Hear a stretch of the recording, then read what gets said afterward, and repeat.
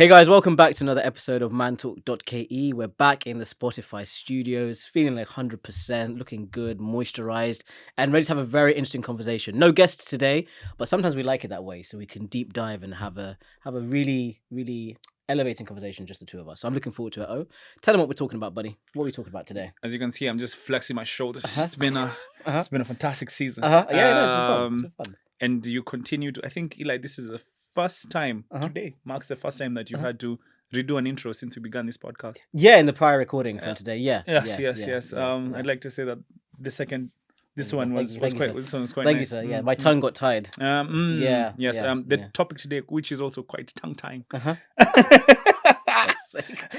is you know, I think a lot of people who are watching this from home tend to assume that Eli and I, or forget that Eli and I are young men trying to figure out how to live our lives in today's society.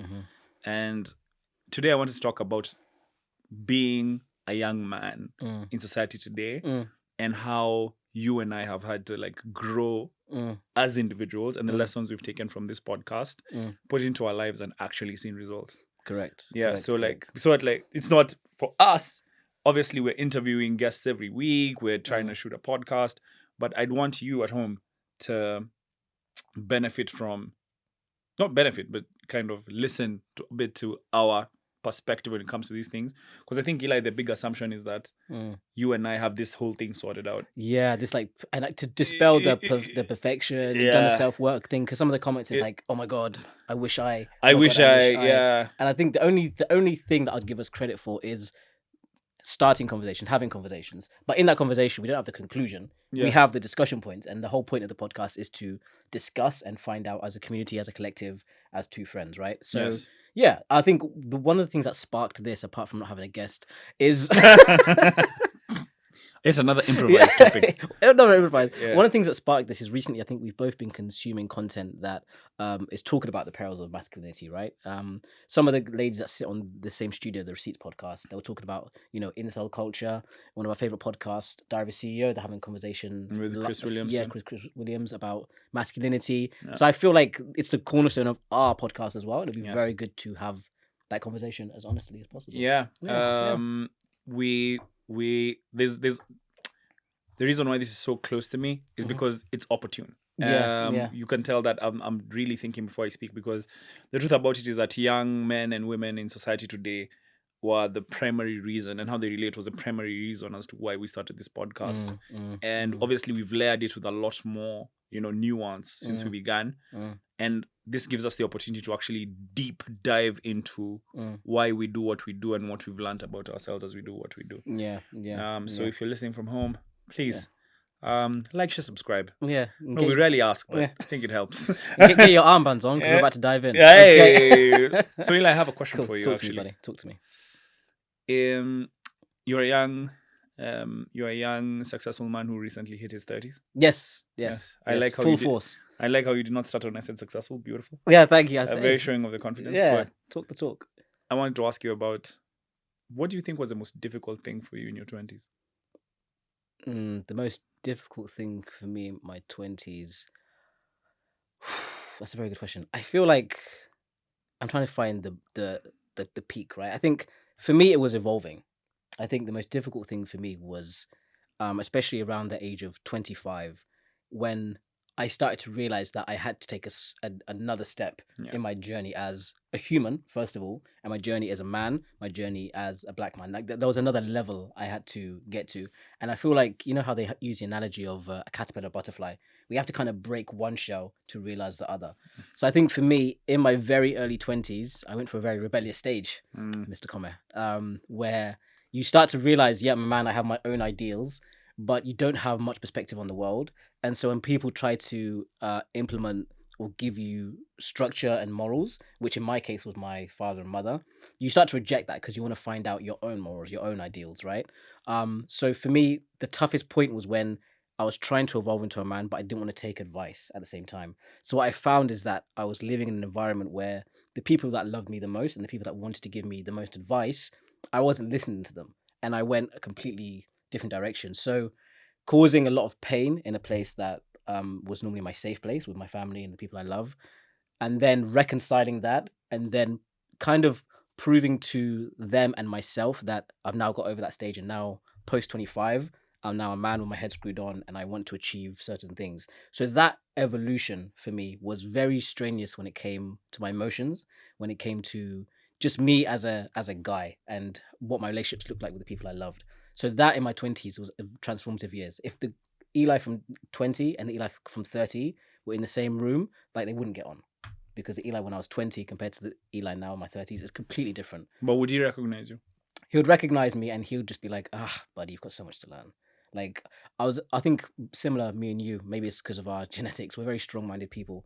And that can be toxic where when your strong-mindedness makes you deflect any advice, and you want to find your own path and learn your lessons the hard way. So for me, that was the toughest thing about that, especially that decade. Reinventing myself, understanding what it means to be a man, and repairing relationships that I damaged through my arrogance, I would say. So yeah. I think that's a very good answer. So did you actually repair relationships that you went through? 100%. Yeah, I did. And I think it was through obviously lengthy conversations. I think this is a transition every young guy, if they're watching, does, or if you've got like a young brother. I think there's a point where everyone needs to be able to express what they actually feel at that moment, be able to express what they think the world around them looks like, and be corrected. But it also takes time for them to realize it themselves what the correction looks like. So for me, I was being told, dude, what you're doing, that's not actually you. It's a phase. But when there's somebody in their early 20s going for a phase, that's their reality at that point. So when I came out of the phase, I could now look back in retrospect and be like, they were correct.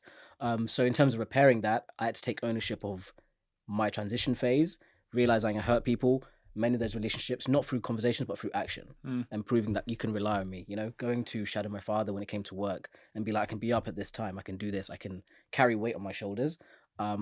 That's how I repaired my relationship, by reverting back to the essence of who I was which was actually like a good, moral, level-headed young man. So that was how I repaired it, was just through action. Now, how has this benefited you in your late 20s, in your 30s now? This whole steps. Yeah. Do you know, I always say this.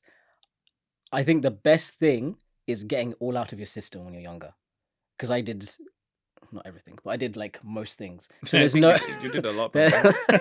There's no part of me that feels like I'm missing out on something or experiences or fun or relationships, because I feel like I did a lot of it in my early 20s.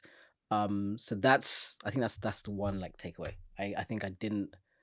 It's helped me now in my 30s to be so level-headed, because I can say no to things because I've done it already, but I think the worst, I find personally, my just opinion, the worst scenario is when you're a young man in your late 30s and you've still not experienced some bad decisions that you could have done in your early 20s, and you do them when there's more consequence and dependence and things that can fall apart because you've built a life for yourself. So I'm glad I just got everything out the way when I was younger. That's the best thing that's helped me now in my 30s, just blowing the roof off in my 20s, and that's all I'll say.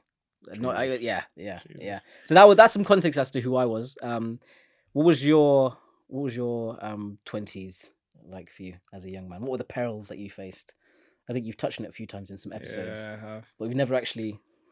We have actually, but I think the most difficult aspect of my masculinity in my 20s was the journey of discovering it, and then losing it, and then rediscovering it. Yeah. So you see, like I think the definitions that surround being a young man right now apply a lot of unnecessary pressure on a young man. And I think when I was in my 20s, I felt that pressure, but I didn't realize I was acting out that pressure in my own life.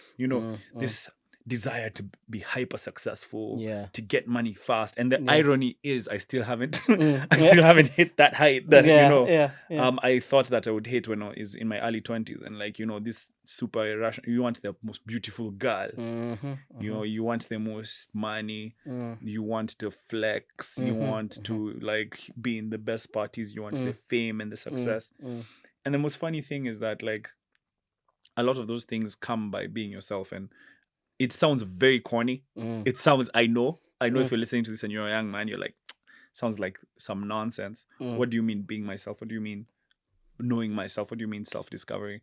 And I feel like that was the most difficult thing. Going through a phase of life where you're so certain about the outcomes, about who you are. And then suddenly life tells you, stop there, turn this way. And you have to painfully go through this process where you have to grow. And you have to, and growth is painful, but it is necessary. Go through that necessary, painful growth, and then to step into a new you. And then find out that even the other version of you still has to continuously grow and self-develop so it can continuously. So you as a person can, you as a person can continuously hit that next level. Yeah. And I feel like that's the struggle of manhood, isn't it? Where every day you have to sit down with yourself and ask yourself, like, okay, where am I as a person? What am I doing as an individual? What are my priorities? And there are also days where that should not be the question. You should just be having fun and unleashing yourself upon the earth. Yeah. I said unleashing. Yeah, you should. That should be. I mean, we're young. We're exactly. not 40-year-old guys running some podcast saying, hey, talking down to society. But we're guys who are in our late 20s and early 30s trying to figure out this whole thing. And I think when I was in my early 20s, I put the pressure of someone who's in his 40s or in his 30s, or who's now where I am when I was so young. And then when everything crumbled, I had to be like, oh my God, like, why didn't it work out? And I went through the grief, and then growth came at the end of it. And I feel like a lot of young people are being told by podcast after podcast, that you have to be bloody driving a Bugatti.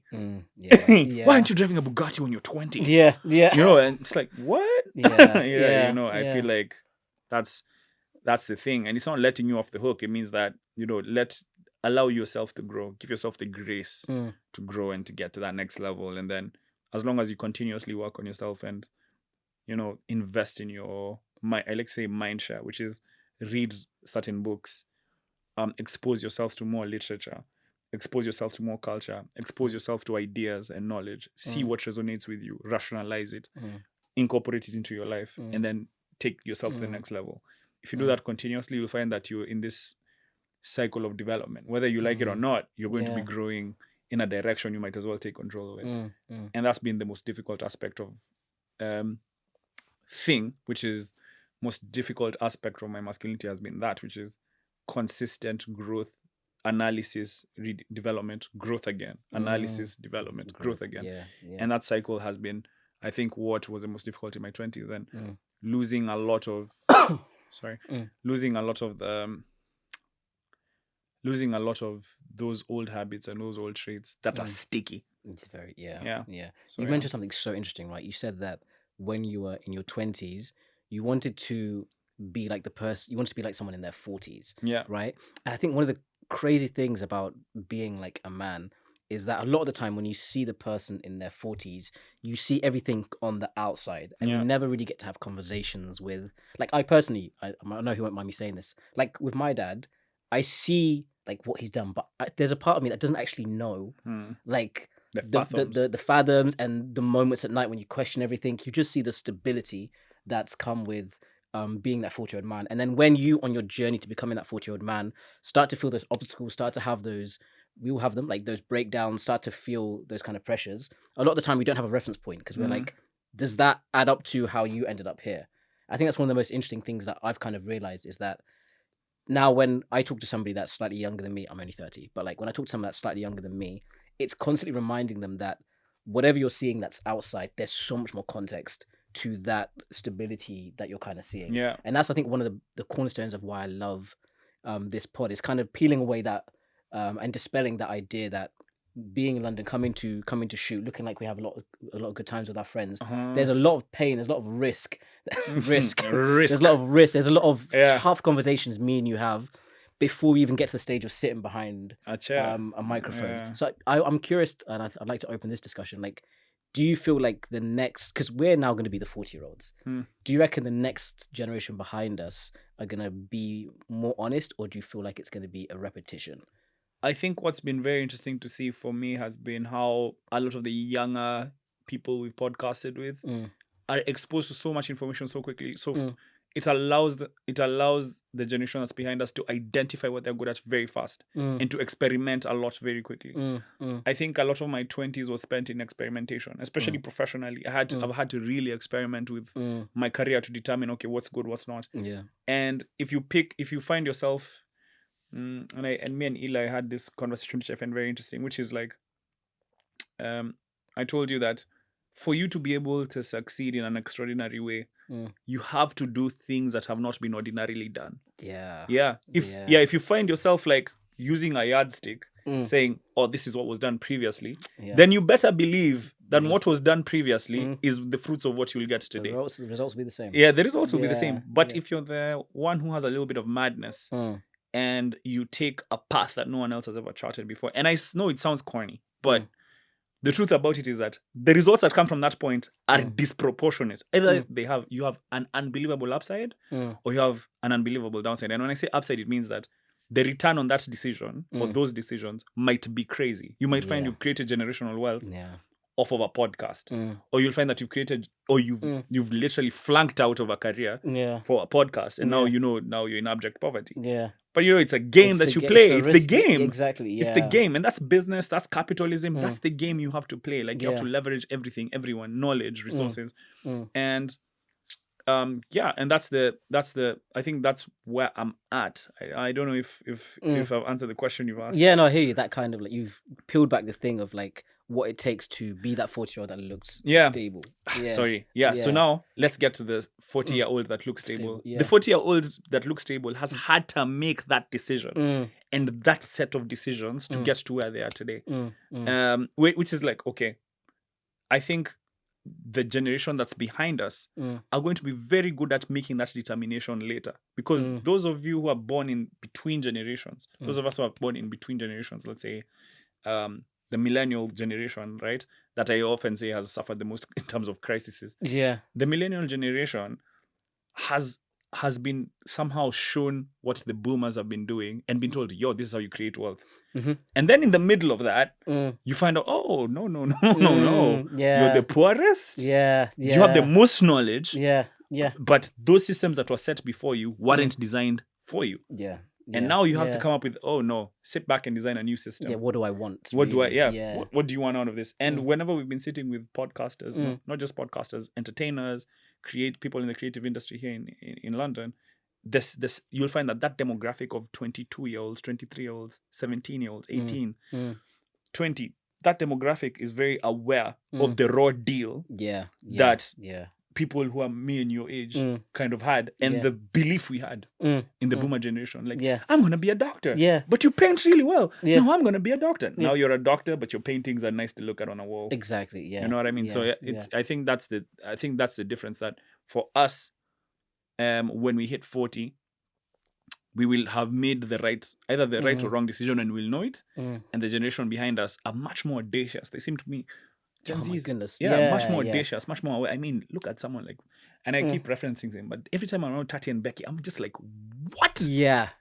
I think what I've seen is the priority of happiness. Yeah. And that's something that it seems was, especially with, and I'll always reference because it's a London season, especially with parents that left where they're from and they started a new life in a generation somewhere else, or somebody that broke that poverty wall, or somebody that broke through something. A lot of the time it was with the consequence of happiness is a secondary thought. Yeah. Right now it's survival and elevating my family. We'll get happiness later.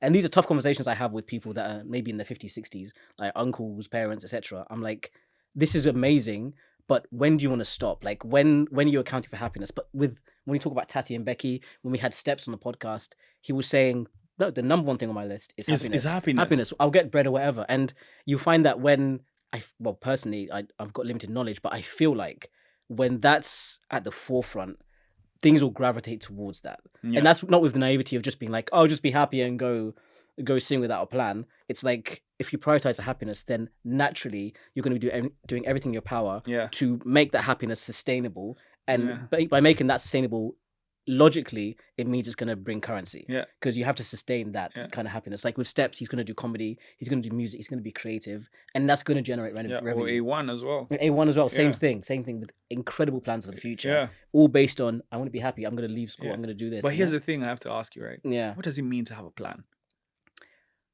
Bro, that's such a good question. Do you know why? We talk about risk, right? And the things that come with like the plan, so to speak. I feel like the plan. There's a diagram I saw once, really incredible diagram, and it was saying that a lot of the time when you want to say this is the end goal, right? A lot of the time people are very, very stiff. They're not very malleable with their targets, so they look at this straight line and they don't account for all the other things that can help them get to that end goal. Because the end goal a lot of the time is stability and love. That's what I find. You want stability, you want people around you that love you. My plan initially used to be education, right? Go education. I want to be an epidemiologist, so I did public health, and that was the plan. Then halfway through that, when knowledge comes, you're like, no, this was so if we're looking at a diagram, this is the plan: epidemiology, 6 years, then become a consultant. I have a certain figure amount of money. I start a family.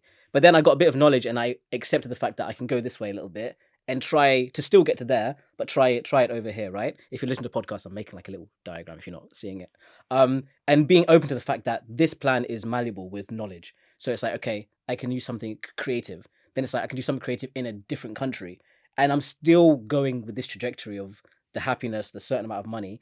But the plan that I had here with limited knowledge, I'm allowing the knowledge to divert my plan as I kind of get there. So one of the big pivotal moments in the plan we're talking about is when we started the pod. I don't know if I've told this story on here before. When we were doing the pod and then the pandemic happened, I dashed back to the UK. I was working a job, hated the job. But I was like, I don't know how long I'm here for, but we still had to put out episodes. We did the split screen thing. And again, back to the point of what people don't see behind the scenes of the 40-year-old is they were getting episodes every week. And this was still part of my plan. But I had to go through this very painful period to realize that there's no way I want to go this side of the plan. I have to go on this left side. I think you can tell yours after because you had a similar crossroads, right? So it's sometimes the plan, it takes on a lot of pain. So my one was, I used to literally walk from where I'd come out of the car from the office now down to my house, right? And it was a downhill slope. And every single day I walked back there, I'd get to a certain point. And bear in mind, I'd been in Kenya, right? And my plan was going very well before COVID. I'd been in Kenya and then everything went crap, right? So I had to come back and get this job. When I got to a certain point on that hill, like, when you get the lump in your throat and the eyeballs get hot and I'm like, this is not what I like doing. Then I'll go the next day.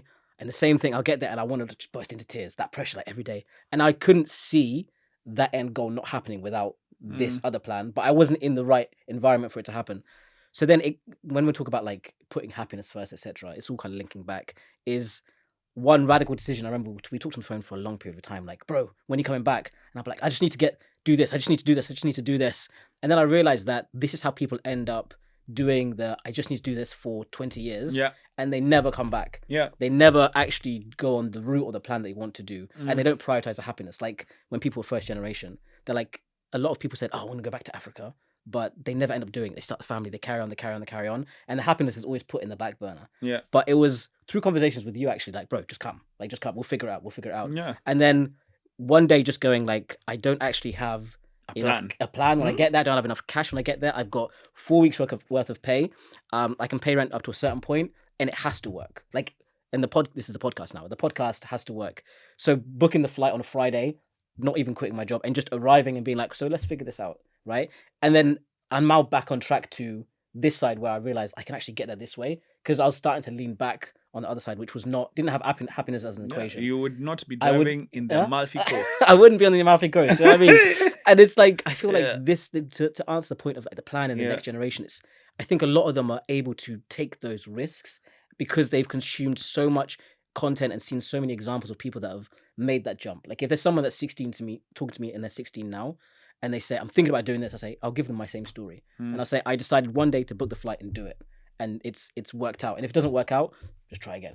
Yeah. So I feel like we've got so many more examples of people doing that and being able to find their painting, like you mentioned, being able to go and paint and then using socials. Yeah. So and then I finding feel like out that that's a fully fledged business. Yeah. So I feel like a lot of the people, the next generation when they're 40s, are going to be able to look back to other guys and just say, just take the risk. Yeah. The worst that can happen is it doesn't work out. Yeah. Well, you had a similar thing, right?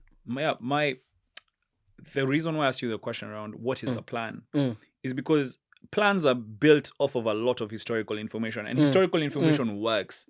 But one of the things I've come to learn recently, shout out to my postgrad in finance, is that past performance is not an indicator of future returns. Yeah. You know what I mean? Yeah. Like Yeah. you might sit down and say, okay, this is the plan. This is what I've like estimated where my life is going to be. And then you follow this plan out, and then you find, oh no, there are certain circumstances that I didn't really think about. And you find that you've incorporated skills or you've incorporated abilities that are not necessarily following the plan. The next step you have to take requires one other thing, which is courage. Now, courage is a trait that I don't think people used to talk about with Bill Gates, and the billionaires, like there's this multi-millionaire courage, like I packed a bag and decided, you know what, I'm going down to California, Silicon Valley, I'm gonna figure out a way, I'm gonna code a way out, you know what I mean, like another corny corny story.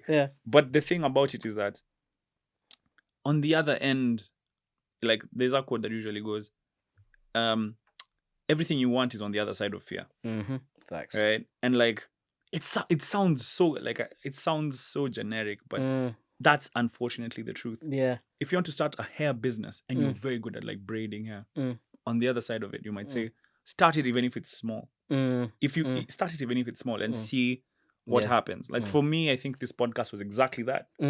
This podcast was exactly that. I used to, finish my work in the office, jump on a live on Thursday nights with my tie, saying, hey guys, sorry, it's been a project, I'm finishing it up. Have those conversations with guys, touch points with our community. Shout out to you, shout out to the Insta Live community. Come on.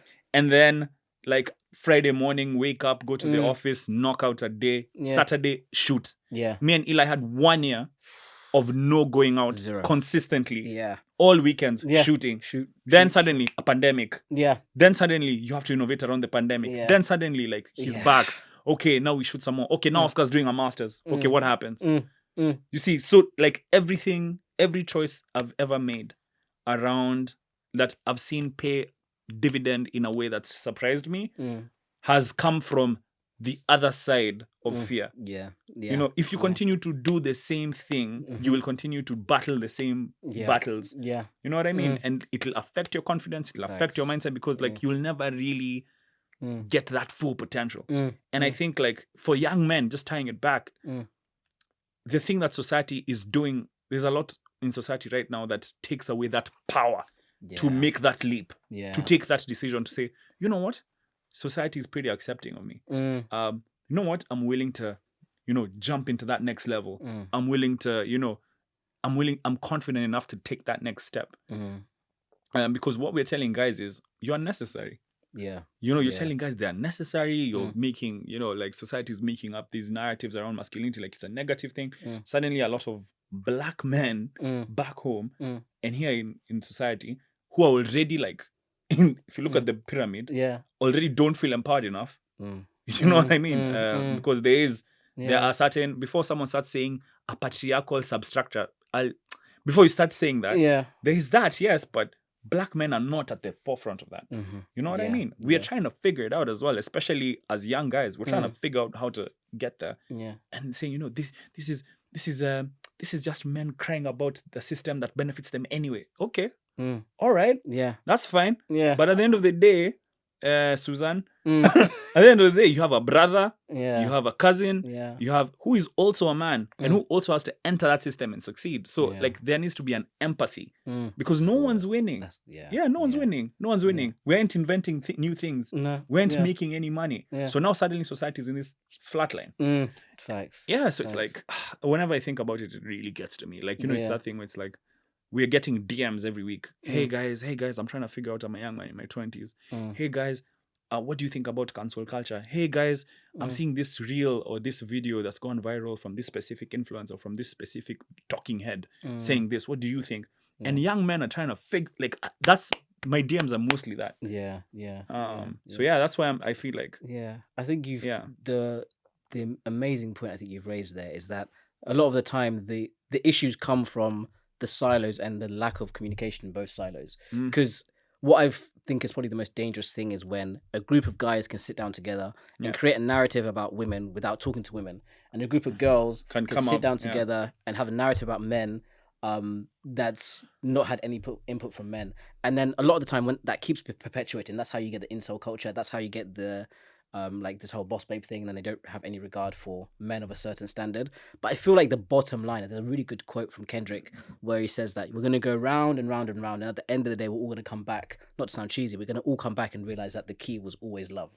Like the key was always love. And I think in a world where there's so much noise outside for men, and there's so much influence, a lot of the time it can be way too loud for you to even have a conversation with yourself and realize, like, where do I find my empathy for that other person? What are my own ideals and my own opinions? And that's, again, I always bring it back to why every time we wake up in the morning to have this conversation on the podcast, and every time we reply to DMs and things, it's like we're just quieting the noise a little bit. To be able to tell guys, like, find your own ideals. Don't be sat in a room full of guys and create an opinion about a woman. If you want to find out something about a woman, ask your mum. Do you know what I mean? Rather than having that kind of echo chamber. Just going back to the and you're absolutely right. That echo chamber is, and we've mentioned in this podcast before, is part of the problem. Another thing that's happened, which is like an unintended consequence of what's been going on, is you find that young men and women aren't getting laid. Stephen Bartlett, young men and women, like young men, 50 apparently, according to Chris's podcast, shout out to Modern Wisdom, 50% of 50% of men are saying they're not interested in pursuing a relationship. Do you know what that in the US? Do you know what that means? Do you know what, with that, when I heard that stat, because I listened to it today actually before we recorded, I listened to that stat, then I remembered what Trevor Noah said about intimacy and intercourse, right? And I tried to marry the two, because I feel like intercourse is a consequence of intimacy, right? And I feel like a lot of the time when these guys are blocking that part of themselves, and I think the really good point he mentioned in the podcast, I recommend you all watching it, is that the guys are saying that in your 18 to 25 era, biologically, you have every inclination to want to have intimacy. You have an absolutely monstrous... red-blooded. Not even 25, 30. 30, sorry. 30. Where and that's right now. Come on, hello. The gearing. The truth, the truth. So the fact that they're literally saying no to their biological needs means that the fear of the intimacy being rejected and not being able to attain intimacy from a certain woman is way higher than even what they're physically saying. Because, like, your body responds to your mind, right? So in their mind, they've already isolated themselves and saying they're not worthy of that intimacy. Because that's what the Trevor Noah thing said, where he said a lot of guys say that, I want to have intercourse, but actually they just want to have that intimacy with another person. It's not always about the end goal. So when I listened to the two, I married the two, and I was like, I don't think it's even about the intercourse. I think it's about the intimacy. Because they feel like they're not able to create lasting relationships or create relationship with emotional depth to unlock that intimacy. And that's a very good analysis. Just to deepen that, you have to also realize that one of the things that's also happened as a consequence of that incapability is men are sedating themselves with video games. Numbing it. Numbing it. And porn. And that's why the porn industry has been on the rise. And it continues to be on the uptick. It's because, like, the truth about it is that as a young man, in a world that tells you you're not deserving of love unless you have certain things, then suddenly it takes away your confidence in your ability to go up to a girl and make that random conversation. Then even that random conversation itself is like, ew, you're a creep. And and I feel like as well, even there's a certain genre that really annoys me. There's a narrative of how a man and woman interact. Not even now I talk about the porn industry.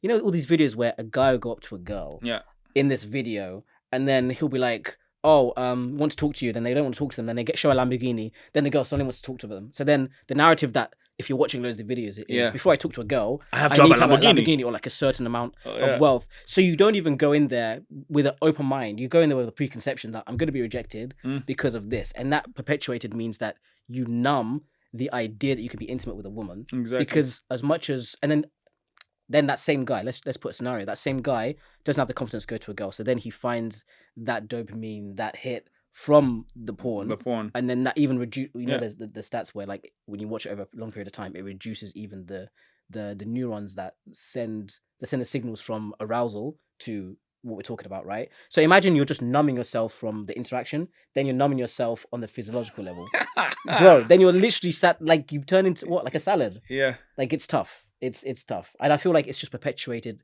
over and over again, and they feel like they're just in a cycle, and that's why they're talking about the stats where there's so many more women out there than there are men. Was it when they were talking about like Tinder and even being able to interact with a woman? Oh, that's another stat they touched on. I'm trying to remember what the stat was. The stat was that there's like 50%, there's 40% less men. Like there's I think no, it wasn't 40% less, but let's not even put statistics in it. Like there's a higher percentage of women than there are men in these platforms, because men themselves don't feel like they're going to get selected because of their fear of rejection. It was to do with the gesture of if you're going to swipe. Yeah. So it's like guys ultimately are going to be swiping more just to throw the net out. Yeah. And then the women, their selection process has become so much smaller. Yeah, but that's why it was way lower. And that's why men don't even subscribe, because you're constantly getting rejected. Yeah. You're constantly getting rejected. Yeah. And like there's also videos there's also videos outside of the podcast where you usually have this conversation where it's like, and I know they usually look very red pill. So like where someone goes, a woman who's not necessarily the most attractive woman still has access to some pretty high level guys. And a lot of young guys who haven't achieved much would never be able to even access, even if they dreamed the wildest dreams, the kind of woman that they want to have. And a lot of that comes from tastes made by pornography. That's one. Facts. And two, a lot of that comes from the mere fact that as a man, there are certain expectations that society has put on you. And you're in a highly hypergamous society. 100%. And a lot of people go, but then that's just more word salad coming from psychiatrists. And it's like, no, the statistics are checking out. Like, social media had to have some effect on people. 100%. It had to. Yeah. So like young men are constantly being put in situations where it's like, if you're not super successful, and if you're not like taking care of yourself, and if you're not, then you don't deserve me as a woman. And that's the narrative that's being pushed. And then women are being told, by the way, and Chris from Modern Wisdom puts it really well. He says, and as a woman, if you're serving your husband and playing an active role in the home, then it's like he called it domestic prostitution. He was saying it's like they're looking at it as negative. Yeah, like you've taken a bad deal. And it's like, are you joking? Are you joking? It's a consequence of so much noise. It's a consequence of noise. And I feel like for the last 10, let's talk about solutions to this, right? If you had a son, and we're going to bring them in the next few years into this world where our reality is there is loads of platforms, the best one being Spotify. There are loads of platforms out there, and there is a lot of noise, and you can't change the environment. You can't completely change society, It's done as a collective, but it's not your fault. We always say this. It's not your fault, the environment you're bringing them up in, but it's your responsibility of how to solve that. Exactly. And I always say that, well, this is what I'll say to my kids anyway. I'll be like, if I'm putting you out there into the world, you're going to hear a lot of stuff, and you're going to find yourself in this environment where, yes, there's the tall girl theory. Yes, there's a lot of issues with incel, but in the tall girl theory. Exactly. Could you please? The tall girl. Essentially, if we're gonna condense it down, it's the idea, like metaphorically, when there's a girl that's over, like, is it 5'9" or 5'10"? Yeah, she's always dating up. She's always has to date a taller guy. Tall, which is a lot of the time you have to either be an athlete or just be from certain places in the world, like the Swedens or certain places in Africa where you're going to be above that. So her dating pool becomes much smaller, essentially, if you're a tall girl. That's the tall girl theory, right? And a lot of guys, they can't even like access that tall girl because it just doesn't work theologically. I can attest to that. Short kings. So the idea of, yes, now you're in this situation where there's hypergamy. Hold on, Eli. Hold on. You haven't finished the tall girl theory analogy. Because the tall girl theory is about a taller girl, and if she's 5'9", she's only going to date 6'1", 6'2" guys. But now you have to flip that analogy and apply it in the economics of dating today, which is women who are also higher educated, better earners. Oh, it's metaphorical. Will adopt the same mindset and say that, for us, we're only going to date guys who have a particular stature, across or up. So please continue. No, but that's there. Thanks for clarifying, because I went to the metaphor without the actual. Thanks.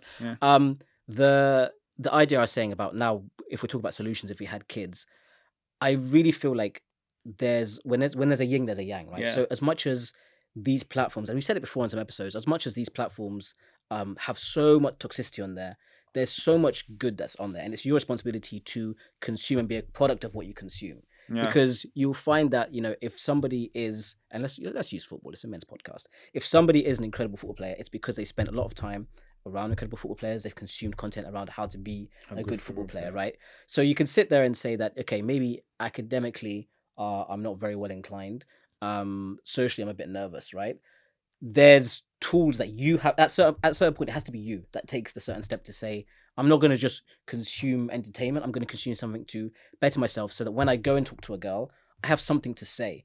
Like when I'm in a room, I can contribute to that room. But that doesn't just happen without consuming something that you can now regurgitate and share. And I feel like one of the arts that I'd really try to encourage them to do, which has helped me, even podcasting, is the art of firstly conversation. Because I think the problem is a lot of people don't have, like, not to sound old, but a lot of people don't have that real life conversation. Like, you can go on YouTube and literally take courses and how to reading body language, having conversation, because that, I feel like, is the baseline for any interaction.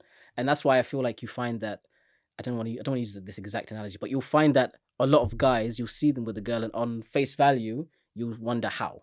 And that's because that guy has something to offer, even if it's not like monetary, even if it's not anything else that, society would say would get you that girl. He has conversation. He has something to offer when it comes to stimulating their mind mentally. So I would say take time to invest in something you can now stimulate somebody with when it comes to conversation, when it comes to just on a mental level, right? Yeah, that's the one thing I'd say is like the baseline. Like, enrich conversation. Yeah, for me, it's great, enrich conversation. But for me, like, if I had a son, the first thing I'm going to teach him is condense and consume information as it is, and provide an objective opinion.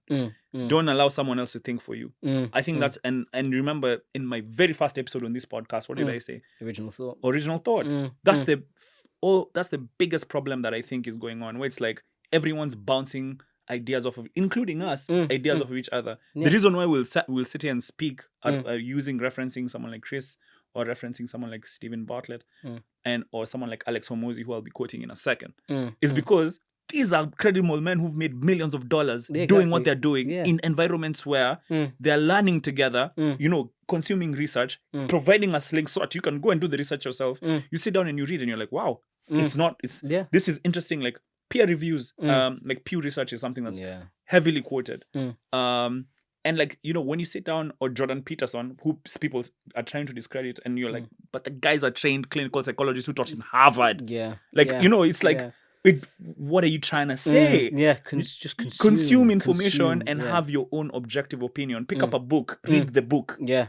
Junior, read the book. Talk to me if I'm his father. Junior, tell me. Junior, tell me what you think about that book. Dad, I think it's nonsense. Excellent. Fantastic opinion. Why? This is that. Let's have a conversation about it. You have to teach your kids, and you have to teach people to distill the information and come up with their own opinions. It can't be every day podcast. And you're not really sitting down to look at the art of comment, regurgitate it. Because they always say when something's written, something's made, there's three outcomes. There's what the person intended, there's what you intended, and there's the truth. And then there's the truth. Get to the truth. Exactly. Or at least get to what you want. Exactly. But you're constantly eating what someone else has. You can't. Someone else can be chewing food and putting it in your mouth every time. Chew your own food. But I think I'd urge people to not also turn into the guy that knows everything but doesn't implement anything. You have those guys that if it's a dinner party, they can tell you about anything in the world. They can sit you down.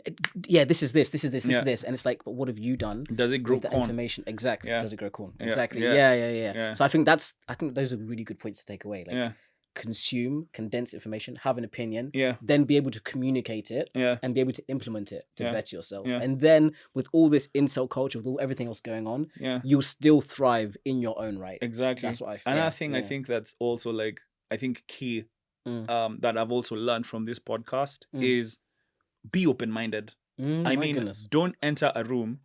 You'll enter, like, for me, I've had to sit down on this chair having worked years in the system. Books. Then you hear a young man tell you, and you look at his wrist and you're like, yep, he's right. Tells you, by the way, for me, I started making TikToks and I'm paid. Yeah. And you're like, yeah, he's paid. Yeah. Yeah. When There's we a left the new set, reality, man. yeah, when we left Yeah. that set, Yeah. I was like, this guy. There Yeah. are people who've done PhDs. Yeah. Yeah. Yeah. Facts. Yeah. This Facts. kid is 22, 23, Yeah. but he's made more money than a 60-year-old PhD. That's why when we're talking Yeah. about the plan, be open to Be different open avenues. to different avenues. Because if your happiness is about helping people or making money or traveling the world and being loved, like there's and then you find that if someone says, Oscar, you're too materialistic, but the guy's he's seen more of the world than most of the people who are in our lives. Exactly. At his age. And he's 23. Yeah. Like what are we arguing about? Like that for me, that's been the thing where it's like people don't have an open mind. And if you don't have an open mind, it means open-mindedness for me is the largest indicator of wealth creation. It's not intelligence. Yeah. It's not... Networks is fine because that means that open-mindedness lets you access that network. Yeah. But being open-minded for me has been the fundamental drive. Yeah. Where it's like someone sits down and gives you an opinion that you don't agree with, but you can go home and think about it. Like you're impersonal enough to go, yeah, they're right. Yeah. They're probably right. And if someone is wrong, you also have the honesty to say, this person is wrong. Yeah. I'll challenge you on it. If it doesn't work, I'll leave you alone. Where it's like, I disagree with this and I agree with that. And I feel like it's such a fundamental skill. Because a lot of people, like, we live their lives inside a bottle. Like a genie. You live inside that bottle. But if you just allow yourself to remove the top and open your mind up, then suddenly the whole world and the galaxy is available for you. Yeah. Such a good point on I think this is my final interjection. The point you made about being open-minded, I feel like a lot of the time as well, this is something I really urge. I'm talking as if I was talking to my kid, right? Yeah. Sometimes with the wealth of information, the wealth of opinions about even an individual, it can be topics, but even like the opinions of an individual. Yeah. I feel like one of the most dangerous things is taking someone's opinion based on their interaction and making it your interaction prior to meeting that person and having your interaction. Because a lot of the people that we've sat down with, a lot of people that we typically online might have a certain narrative. When you actually talk to them and you actually find out who is this human, you'll be surprised. You'll be surprised. And then the people that maybe you've thought are golden gooses and they're just the most beautiful people inside and out, when it actually comes down to action, not words and narratives online, you'll find that the person that everyone is maybe doubting or putting narratives around, they're the people that will actually come through for you. That point that you've made about, people having a certain narrative online and them and society has somehow created a false narrative or demonized or disenfranchised them of their identity or their brand. And then you're sitting down and joining this bandwagon of hatred. You're heaping, you're coming there with your presumed opinions. You'll find that when you meet those people in person, you'll find that, oh my God, like this person is actually... If you go in open-minded, like you said. Go in open-minded and you'll be surprised. Create your own ideals, man. And that's the thing. Ideals. So that's the world we live in terms of digital online. That's the world our sons are going to come into. I think those are some really key points that I want to tell them. Like, this is your environment. Figure out a way to still thrive in it. Don't just sit back and be like, the tall woman feel, I can't make it. Women are earning more than me. Like, no, you've always got something to offer. And it's down to you how you spend your time to be able to present yourself to the world and offer something. Precisely. That's what I would say, my G. Precisely. I think masculinity is a complicated one. It's always complicated. We always say we are just guys in our late 20s, early 30s. We're just we started mid-20s. We started mid-20s. Early 20s, early 30s. Come grow with us. So I feel like for us, it's just we think the best thing we can do with the platform we've created with a lot of blood, sweat, and many tears is at least just have the conversation and have the opportunity to be wrong, and then engage with people that are watching this. And if we have more conversations around productive and things that are going to assist people, then you come to better solutions. So that's why I love, just because we haven't come to a conclusion about masculinity. We're just discussing. This is just from our experience. So engage with it in the comments. What do you think? What do you think about? What do you think? What do you struggle with as a young man? What do you think you can improve on? How do you think we can help? Speaking of engagement, you getting married? You and I have been. Hey, yo. Married to the game. Hey, you know what I mean? Come on. She might be watching this right now. All right. I think you and I have been, we've been doing this for a long time, buddy. And we've never done anything live before. Oh, this is where you want to take it? All right, let's go. We've never done a live show. A little live. Yeah, it's a little something. A little, I think we've this is the part where Eli and I wanted to get to before we did anything live. Yeah. Which is like, yeah. finally, I think, are we a global brand? Have we hit that milestone? I think we've learned something about manifestation. And if we say we're a global brand, goddamn, we'll be a global brand. I feel like, are we saying that I think we are a global brand? Yeah, by definition. By definition. Crossing oceans means that. Yeah, we are a global brand. We are. So that means that we can finally unlock the door. I think it's time, buddy. I think it's time. Mantalk 2.0. Yeah. The next phase. Yeah, I feel like what we want to say to them is basically we think it's time for us to have a more immersive, interactive experiences. So what we are working on is making, and we'll just say it here now, we're making a live experience for Mantalk where we can come and interact, because we have so many isolated interactions with people, and we've realized if you all come together, like-mindedness, have conversations, have fun, have a laugh, have vibes, then we're going to elevate the brand, we're going to elevate our community. So we want to do something physically with people. Yes. Yeah. How do you feel about it, buddy? You excited? First it was Mantalk. It was me and you.